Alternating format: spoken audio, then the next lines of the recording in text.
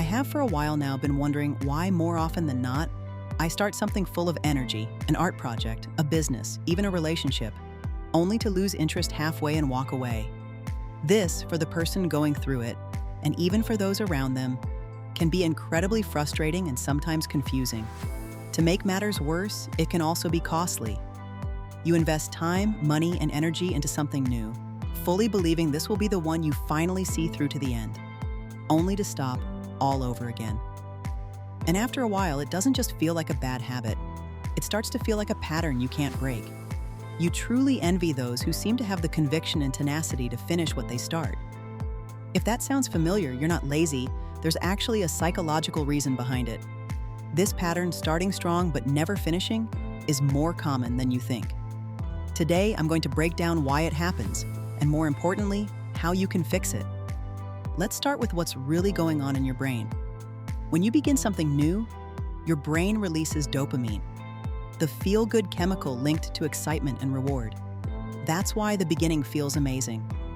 Everything is fresh, full of possibility. But as soon as things become routine, that dopamine drops. And suddenly, the same thing that excited you starts to feel boring, heavy, or difficult.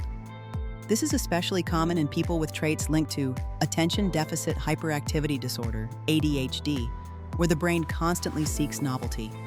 But it's not just about boredom. Sometimes the real issue is emotional.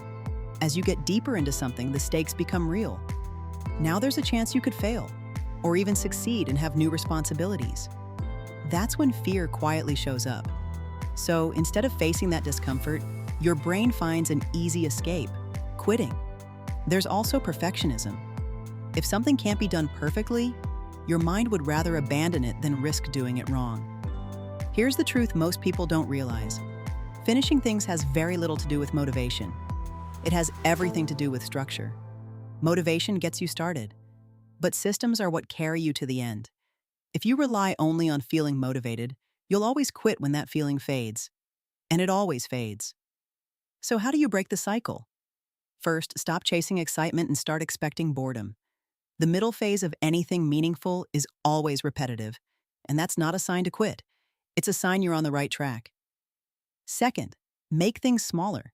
Don't aim to finish a big project. Aim to complete tiny, clear steps. Finish one piece at a time. Third, build a system, set a fixed time, a routine, or a schedule so you act even when you don't feel like it. And finally, learn to sit with discomfort. Because the ability to finish things is really the ability to keep going when it's no longer exciting. So if you've been starting and stopping over and over again, it's not because there's something wrong with you. It just means you've been relying on motivation instead of building consistency. And once you fix that, everything changes.